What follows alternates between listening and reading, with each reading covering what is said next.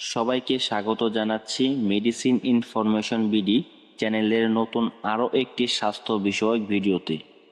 গর্ভকালীন সময়টা প্রতিটি মায়ের জন্য অত্যন্ত স্পর্শকাতর এবং আনন্দের, কিন্তু এই সময়ে যদি হঠাৎ দেখতে পান রক্তপাত বা ব্লিডিং হচ্ছে, তবে যে কোনো মাই আতঙ্কিত হয়ে পড়েন। গর্ভ অবস্থায় ব্লিডিং কি সবসময় বিপজ্জনক? কখন ভয় পাওয়ার কারণ আছে, আর তখনই বা আপনার প্রথম করণীয় কি? আজকের ভিডিওতে আমরা সংক্ষেপে ও সহজ ভাষায় সেই বিষয়গুলোই জানব। সম্পূর্ণ ভিডিওটি না টেনে শেষ পর্যন্ত দেখুন। প্রথমে জানা যাক গর্ভ অবস্থায় ব্লিডিং কেন হয়। গর্ভ অবস্থায় বিভিন্ন সময় ব্লিডিং এর কারণ আলাদা হতে পারে। প্রথম 3 মাস গর্ভধারণের প্রথম দিকে ডিম্বাণু যখন জরায়ুতে প্রতিস্থাপিত হয়, তখন হালকা স্পটিং বা রক্তপাত হতে পারে, যা খুব স্বাভাবিক।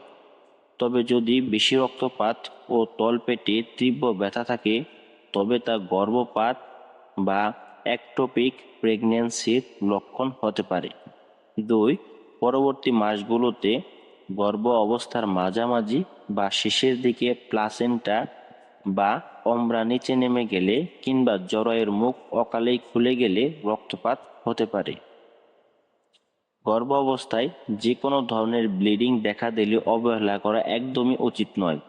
এমন পরিস্থিতিতে আপনার তাৎক্ষণিক করণীয় হলো প্যানিক বা আতঙ্কিত হবেন না। প্রথমত, নিজেকে শান্ত রাখুন। অতিরিক্ত দুশ্চিন্তা রক্তচাপ বাড়িয়ে দিতে পারে। 2.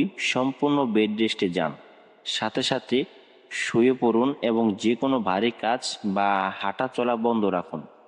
3. প্যাড ব্যবহার করুন। ব্লিডিং এর পরিমাণ বুঝতে স্যানিটারি প্যাড ব্যবহার করুন। কোনো অবস্থাতেই ট্যাম্পন ব্যবহার করবেন না। 4. পর্যবেক্ষণ করুন রক্তের রং কেমন, লাল না খয়েরি, ব্লিডিং এর পরিমাণ কতটুকু এবং সাথে কোনো রক্তপিণ্ড যাচ্ছে কিনা তা খেয়াল রাখুন। দ্রুত ডাক্তারের সাথে যোগাযোগ করুন, এটি সবচেয়ে গুরুত্বপূর্ণ। নিজে নিজে কোনো ওষুধ বা চিকিৎসকের পরামর্শ ছাড়া কোনো মেডিসিন গ্রহণ করবেন না। সাথে সাথে আপনার গাইনোলজিস্টকে জানান অথবা নিকটস্থ হাসপাতালে যোগাযোগ করুন। যদি ব্লিডিং এর সাথে তীব্র তলপেটে ব্যথা, মাথা ঘোরা, জ্ঞান হারানো বা জ্বর থাকে, তবে এক মুহূর্ত দেরি না করে রোগীকে সরাসরি হাসপাতালের ইমার্জেন্সিতে নিয়ে যেতে হবে। মনে রাখবেন, সঠিক সময়ে ডাক্তারের পরামর্শ ও সঠিক যত্ন নিলে অধিকাংশ ক্ষেত্রেই মা ও শিশু উভয়কেই নিরাপদ রাখা সম্ভব। আজকের ভিডিওটি ভালো লাগলে লাইক ও শেয়ার করুন, যেন অন্য গর্ভবতী মায়েরাও সচেতন হতে পারে।